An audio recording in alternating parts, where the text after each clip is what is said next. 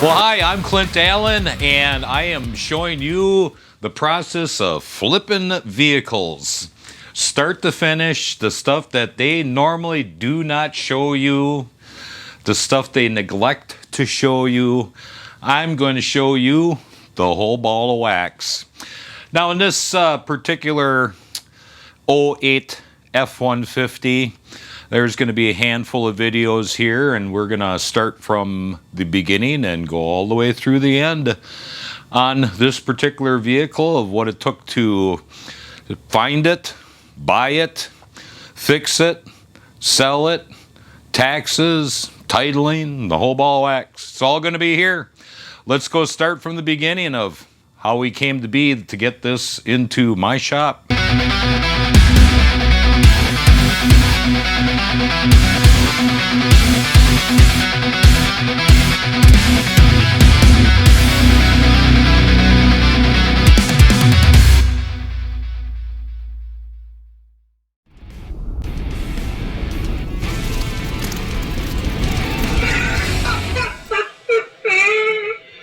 So I start out my mornings the same way. I come on down and grab a cup of coffee, and we hit Craigslist and Facebook Marketplace and a couple other places, but your main focus is going to be Craigslist and Facebook Marketplace.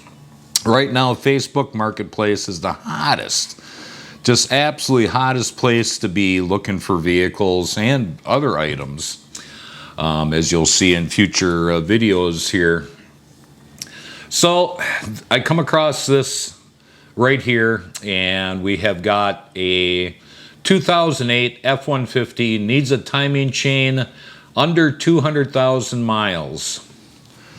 All right, there's hints already here. Needs a timing chain under 200,000 miles. Why would you put under 200,000 miles? Normally you put the exact mileage in. So, Jesus, fuck. So normally you put the exact mileage in. So there's something strange here with that. On the details here, they have the condition, which is used and fair. 2008 F-150 with under 200,000 miles. It needs a timing chain to run.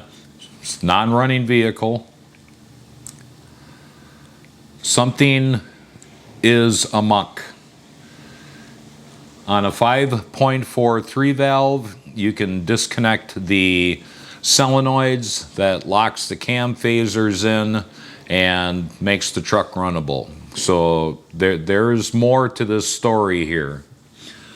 Black leather interior, comes with a ladder rack, so description is just absolutely worthless here. No details whatsoever. People are lazy, all right? So this is where your due diligence comes into play when you actually look at the vehicle and ask the questions, you know, and we'll get there, all right? Just hang on there tight. So we've got the picture here. What I can see is that the vehicle is in a body shop. It is just covered with dust. And really cool, they left the damn window open.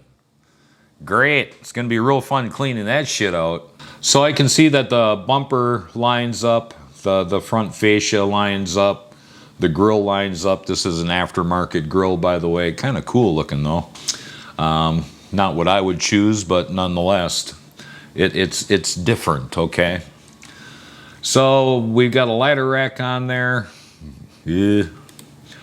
But I'll in future episodes, I believe the one right after this, when I'm done here on this 08 with all these videos here, I'm gonna show you how to use the old brain to get free vehicles.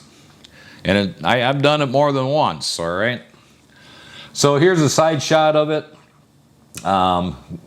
We can see that the rims right here, Looks like they've ran them up against the curbing or something, and you know, I don't know what it is about people and ramming their rims up against curbings, but this one here looks like they hit the curbing and it just, you know, ran her right in tight, just kept on going all the way down. Jeez. So that's going to need some definite sanding and redoing. I can see down the side here we've got all the body panels line up. Even though there's a lot of dust on here, I can see there's a problem with this quarter panel. This was an accident vehicle. Now, you want to stay away from accident vehicles. They just never run the same. It depends on the accident, obviously, but you know, put that into your consideration. Stay away from vehicles that have been in accidents. The way they make the way they pay mechanics and the way they pay body men is based on this book that says that they have X amount of time to do it in, and if they do it in shorter time than that, then they get a commission on top of their base pay, which equates to you shit work being done, period. So we move on to the next photo here, and there's not a whole lot of photos here. And once again, people are so damn lazy. So we got a picture of the back, and you know, the ladder rack. Ooh, that's gonna sell the truck, so let's get a good picture of that. You know, this is the things that people just don't think about. You know, ladder rack, ooh, big deal. You know, people, what person is gonna want a damn ladder rack? I mean, really. So anyways, we got that.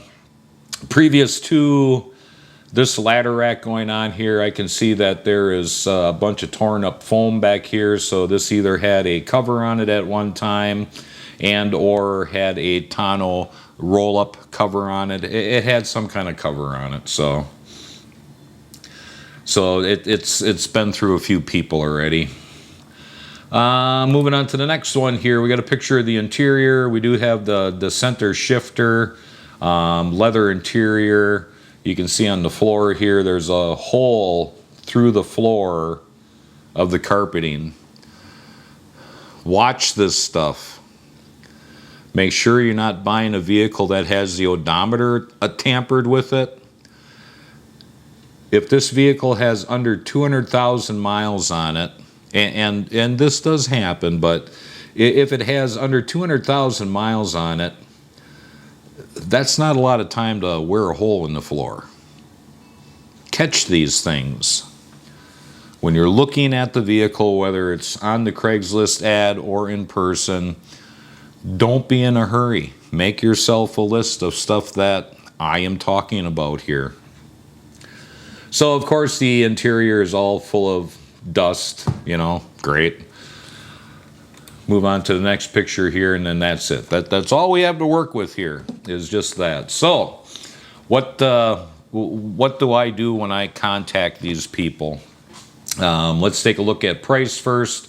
He started out at $2,700, listed 8 weeks ago, and then he dropped it down to $1,200. So let's take a look at what. So let's actually jump over to value first. So once again, $1,200 here is where he is at. So I'm going to go to Kelly Blue Book here. There's all kinds of sources online. I don't care which one you use. I just pulled this one up here. So selecting vehicles. Do I want to price on a new or used vehicle? Next selection is going to be my car's value. Next selection, cars for sale. My car's value. So what do we got here? We've got a 2008, and we've got a Ford, and we don't know the model. All right. You need to find out the exact models of these vehicles. There's all kinds of different flavors. That is going to tell you what type of value and what you're going to be able to resell this for. So let's see here. I already know this information. So I've got a F-150 crew cab. Mileage is going to be 200,000 approximately. Put in your zip code of where you are, because vehicles are valued differently throughout the United States and the world. Email optional, so I'm not going to put that in there. So what do I have, and what did I mean previously by that? So is it a XLT 60th anniversary? Is it an XL? Is it a 5.5 foot box, 6.5 foot box, 8 foot box? Is it a King Ranch? Is it a Lariat? There's, Harley Davidson special edition. You need to find out exactly what you're buying and what you're looking at. So in this particular case, it's a FX4 pickup truck, 4-wheel drive, with the shortest box that they have, which is 5.5 feet. Next.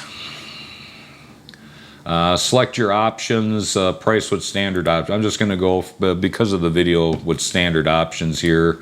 Vehicles black, selling my car, trading my car. So selling my car is what you want. You don't want trade-in value. And let's just go the lowest right away here. So I got fair, good, very good, excellent. I'm just going to go with fair. And let's see here, skip the emails so you don't end up having 20 billion texts per day and 20 billion emails per day from Kelly Blue Book. And let's see here, it's going to give you a real quick, it has a recall that they found on it. We don't want to worry about that right now. Recalls are free, and repair estimator, don't worry about that. So what I've got instant cash offer, trade-in, private party, donate car. We certainly don't want to donate. Private party. So right now we're seeing on here the average for the information that we gave it is about $4,500 to about $6,500. So that is where your target is going to be on how much you can sell it for, and the more you spend, the less you make. But we want to do quality work here. We don't want to send a piece of junk back out there and go, boy, I can't believe they bought that. No. We have enough, problems with our Supreme Court and with our federal government. We don't need to be adding to the lying bullshit going on in this country, all right? So there you have your value right there. So now let me jump over back to the ad and what I put in there. This is approximately what I ask everybody for. So, hi, I'm a rebuilder company specializing in F150s. I overhaul the entire top end and timing systems, brake differentials, etc. body. So I offer you $600, and I'll come with my tow truck, tow it away. I'm not trying to insult you. I just know all the work these trucks need. If you feel I'm being unfair, no need to return the message. So give them a note, but keep an eye on it. Keep an eye on the ad, okay? Sometimes they don't, it takes a while to get the fish in to the boat. Thanks, Clint Custom Works, my town. He replies, I'm selling this for my dad. He says $800 and you can have it. I sent him back immediately because when I'm communicating with nothing pisses me off more is when somebody's got something for sale on Craigslist or Facebook and you send a message and nobody gets back to you. Ever.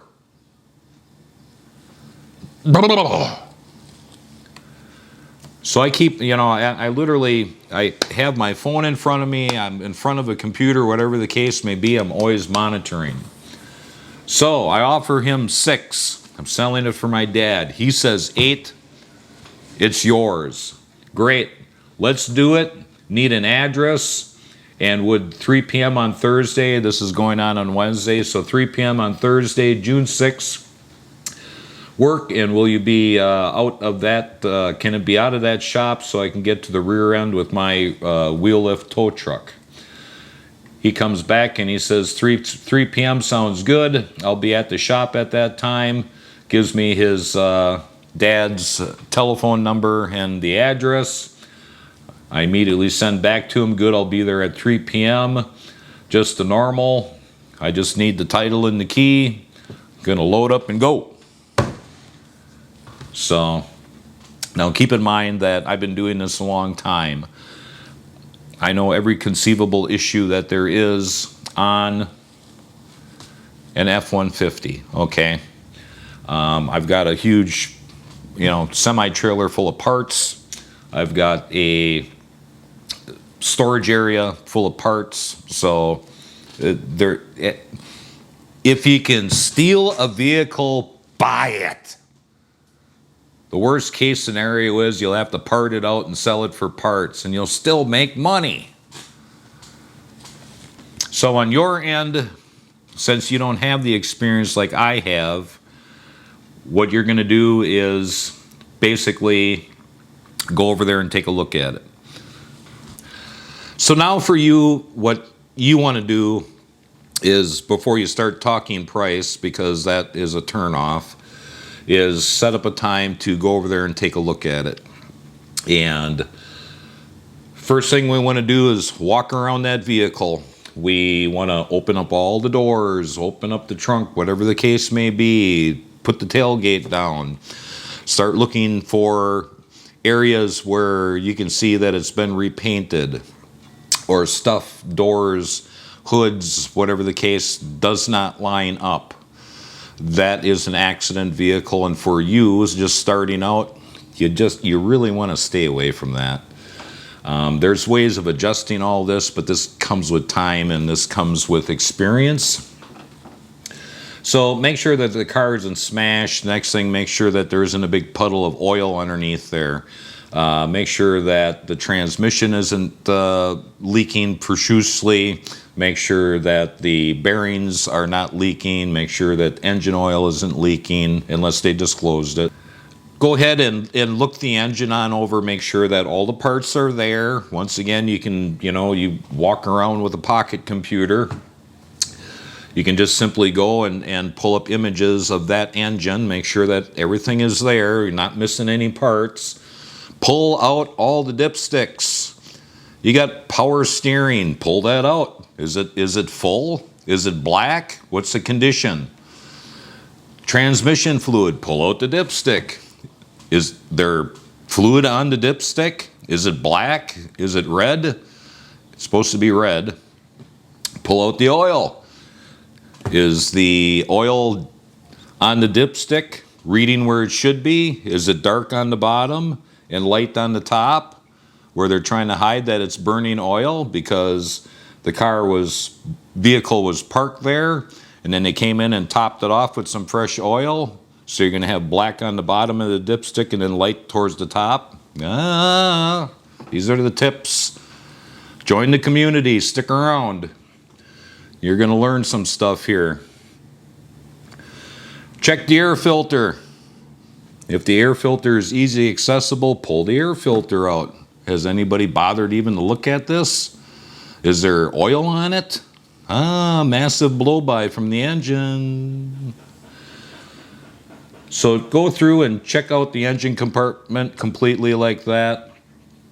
Go on the inside, start it up, see what it sounds like on initial startup. If the engine's hot, they could be trying to hide something from you.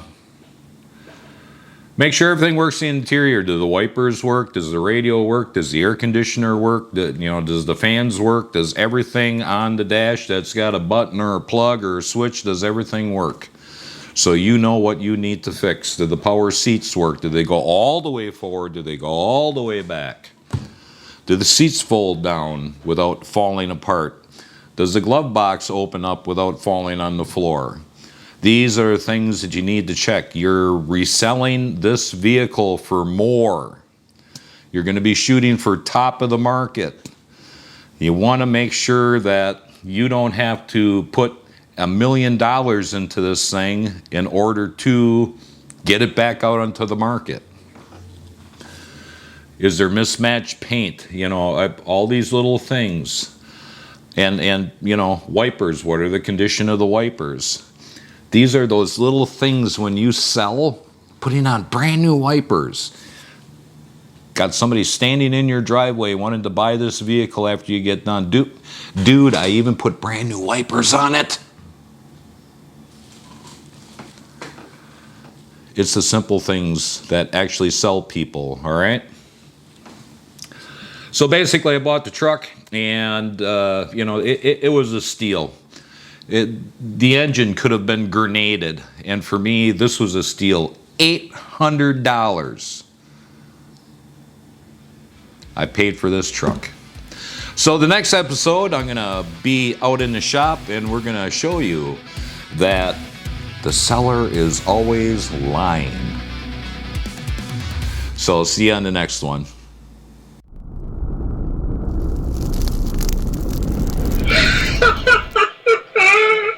Davis.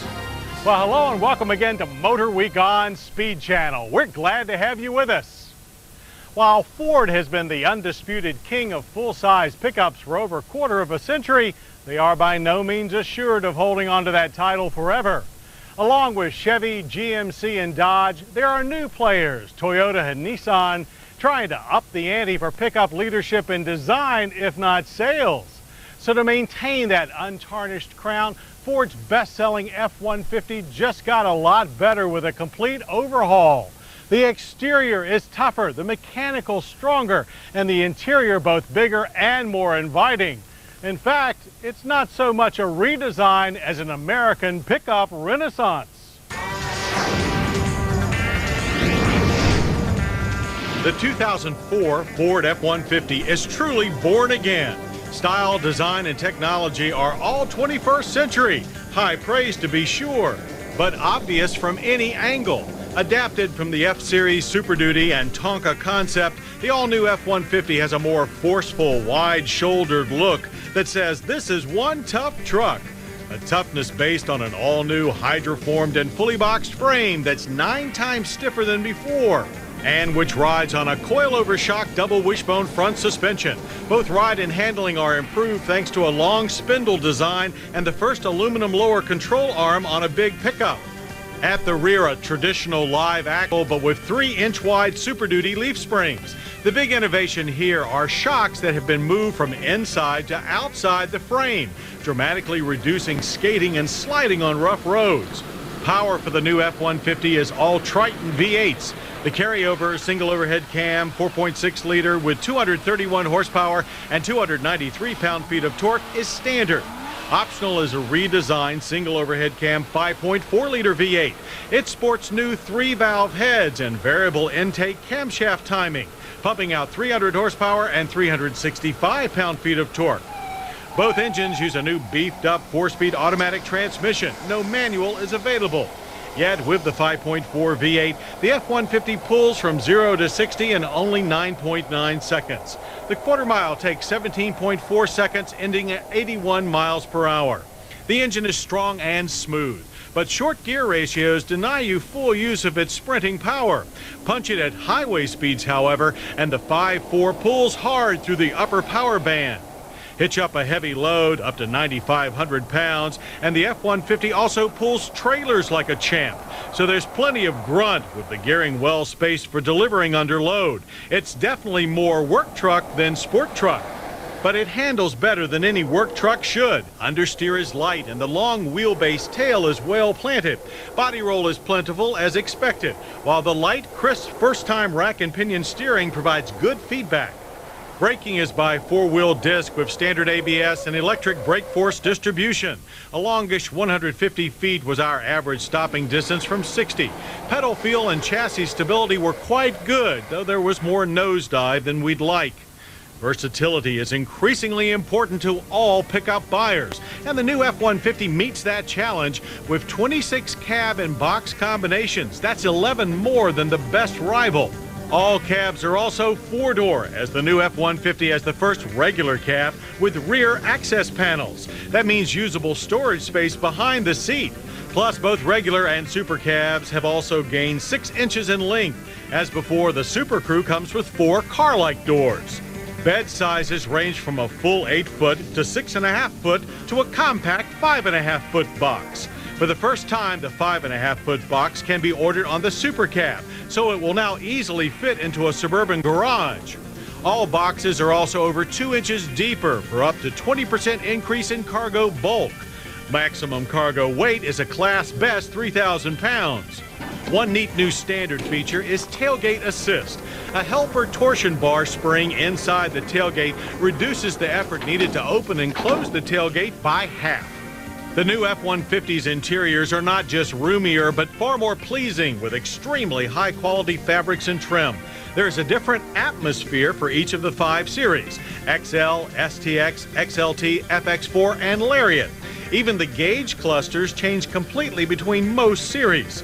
A split bench front seat with center armrest is standard on all models, with broad, very supportive captain's chairs optional on XLT and up. The F-150 is also the first big truck available with a sporty console-mounted gear shift and console rear air vents. Center stack audio and climate controls are another major departure from previous Ford trucks. Quite European in style with fewer, larger, nearly flush switches. They work as nice as they look. A modular overhead rail system allows customized storage as well as a rear seat DVD system. Speaking of the rear seat, the longer Super Cab can now accommodate adults back there with far less pinch. And despite early press at how much all this would cost, 2004 F-150 prices won't pinch you too much more than last year. The regular cab starts at $22,010. Super Cabs start at $24,660, while 4-door Super Crew prices begin at $29,815, an increase of only $245 to $645 over comparable 2003 models. The 2004 Ford F-150 truly is the king of trucks reborn. It's bigger, tougher, stronger to be sure, but also smarter and far more sophisticated, and determined to reign over all other pickups for another quarter century.